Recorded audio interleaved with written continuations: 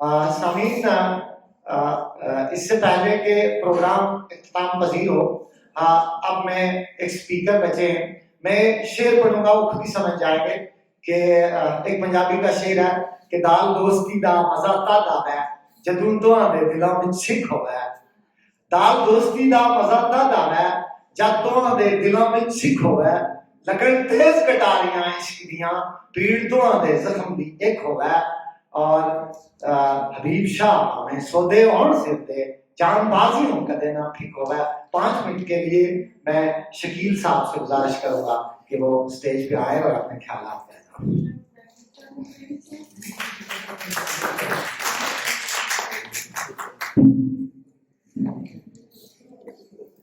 Programme में शामिल जिस कदर भी रियासत या बैरून रियासत से आए हुए मेहमान जितने लोग हैं, मेरी तरफ से अस्सलाम वालेकुम, नमस्कार।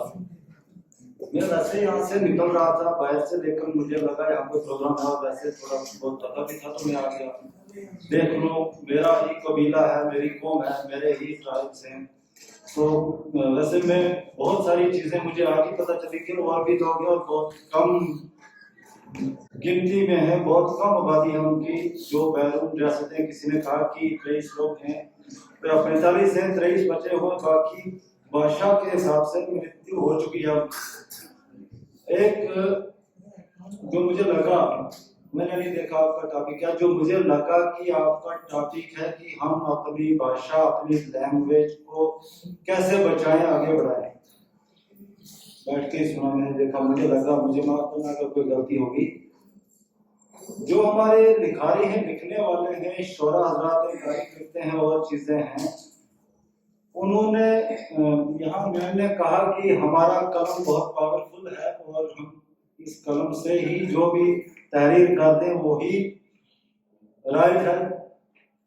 इन्होंने जो लिखने वाले हैं अपना कलम को इस्तेमाल किया है, लेकिन इन्होंने जो स्याही बतौर स्याही इस्तेमाल हुई है वो इनके जिगर का खून है जो हमारी कौम को लिखाई। मैं इनको सदहा मुबारकबाद देता हूं कि इन लोगों की वजह से हमारा कल्चर पीढ़ी दर पीढ़ी चले आ रहा है।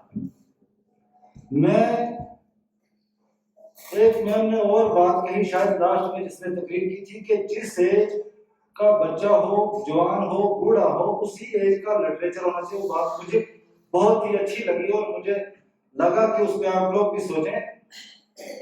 मैं गोजरी की किताबें अक्सर जब भी जम्मू जाता हूँ, लाता हूँ, पढ़ता हूँ। मैं बहुत कम पढ़ा लिखा आदमी हूँ, तर्जुमे के साथ करता हूँ सारी चीजें, लेकिन गोजरी बड़े अच्छे तरीके से मैं पढ़ लेता हूँ क्योंकि वो मेरी खुद की बोली है। वैसे मुझे आज मामा जी ने फंसा दिया, मैं वैसा कुछ लेके आने वाला आदमी नहीं। तो मुझे लगा कि सच में, अब ये उनके उस आवाज के बाद मुझे लगा कि सच में हमारी जो किताबें हैं उनमें हमारे बच्चों के मुताबिक भी टॉपिक्स होने चाहिए। हमारे नौजवान नस्ल को के मुताबिक तो टॉपिक है ही, वो आपके इंटरेस्ट पे है कि आप पढ़ रहे हैं कि नहीं पढ़ रहे। मुझे लगता है कि खासकर मैं अपनी गोजरी की बात करूंगा, हमारे 90% लोग हमारी किताबें नहीं पढ़ते, मुझे लगता है। तो मान लो मैं अगर हमारी जो आबादी है, चुनाव किताब की बात करूँ, बाकी रजौरी पुंछ वाले सुनते लोग तो कह रहा है काफी एडवांस से। तो हमारे यहाँ किताबों का मसला है कि जुबानी वाली बात ज्यादा दिन नहीं रहती। ये कुछ टाइम रहेगी, 1 हफ्ता, 2 हफ्ता, 10 दिन, 20 दिन, महीना, साल। उसके बाद जैसे ये प्रोग्राम होगा तो मुझे कुछ टाइम के बाद ये कुछ हद तक इसमें से की हुई बातें भूल जाएंगी। किताब एक ऐसी चीज है कि वो आपकी पीढ़ी दर पीढ़ी वो चलेगी। आपका बेटा देखेगा आप क्या कर रहे हैं, आपका लिबास ऐसा है। मैं कभी एक शादी में था, मेरी आदत है मैं सलवार कमीज और अपना कल्चर के मुताबिक साफा वगैरह सब पहनता हूँ घर में जब होता हूँ। तो मेरे ही बरादरी के किसी आदमी ने मुझे देखा तो बोले ये क्या हाल है। मुझे लगा कि अब मैं नहीं, मतलब मैंने कुछ ऐसा काम किया बीच रोड में, मुझे कहा ये क्या हाल है, जैसे ये भाई साहब है अपने कल्चर में तुम्हारी पहचान नहीं है। मुझे ऐसे बड़ा अफसोस हुआ, लेकिन उसके लिए मैं ज़ुबान उस आदमी को नहीं मान रहा। उसके लिए ज़ुबान मैं हूँ क्योंकि मैं खुद में ध्यान दे रहा हूँ कि मेरा क्या है, मैं कर क्या रहा हूँ।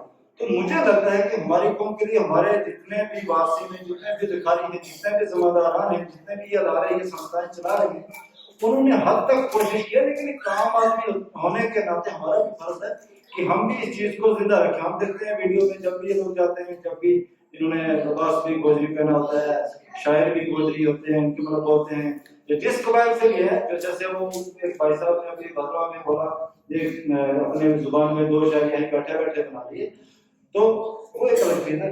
लेकिन हमारा भी बात है कि हम इनको पढ़ें, इनको सुने, इनको देखें। अगर ये सही से बात करें तो हमारा फर्ज है कि हम सामने बैठे। तो मुझे लगता है जिंदा रहने के लिए, अपनी जुबान जिंदा रखने के लिए, लिटरेचर को जिंदा रखने के लिए, एक बहन ने कहा कि किताब लिख दी, रस्सी पे कपड़ा सुखाने वाली रस्सी पे टंगा दी, पढ़ना है तो पढ़े, नहीं पढ़ना तो भाई पढ़े रहे। मैं ऐसी चीज से उससे बड़ा मैं प्रभावित हुआ कि ठीक है, उनको लिखने का जज्बा है। भाई आदमी, हमें बताना नहीं पड़ना चाहिए कि हम कौन है, हमें कोई उधर से पूछना चाहिए भाई ये कौन लोग हैं। उसके लिए हमें जागना पड़ेगा और मेहनत करनी पड़ेगी और लगातार करनी पड़ेगी। एक लास्ट जो स्टेट सेक्रेटरी थे पहले, उन्होंने कहा था कि जिस जगह पे आप नौकरी कर रहे हैं या दुकान पे जो करते हैं, तो हमने सवाल किए तो वो उसका जवाब नहीं मिला। वो मुझे लगता है कि वो आप तक है कि आप एहसास से कमतरी का शिकार हैं या एहसास से कमतरी उर्दू लफ्ज है, हिंदी में आप इसका आएगा मुझे नहीं पता, लेकिन मैं थोड़ा सा खुल के बताता हूँ। आपको खुद पे शक नहीं होना चाहिए कि मैं किसी से कम हूँ। आप तादादी तौर पे कम हो सकते हैं, आप मालियाती तौर पे पैसे से कम हो सकते हैं, लेकिन आप एहसास से आप बुर्दा दिल नहीं होना चाहिए। जिंदा दिली के लिए आपकी तादाद को नहीं देखा जाएगा। तो ज्यादा वक्त ना लेते हुए मैं आपसे इजाजत चाहूंगा। मैं एक ये स्टेज वाला आदमी नहीं, कोई लखारी नहीं, कुछ नहीं, मेरे दिल में तो आया जो मैंने आपकी बातें सुनी और मुझे लगा ये कुछ चीजें बोलनी चाहिए थी।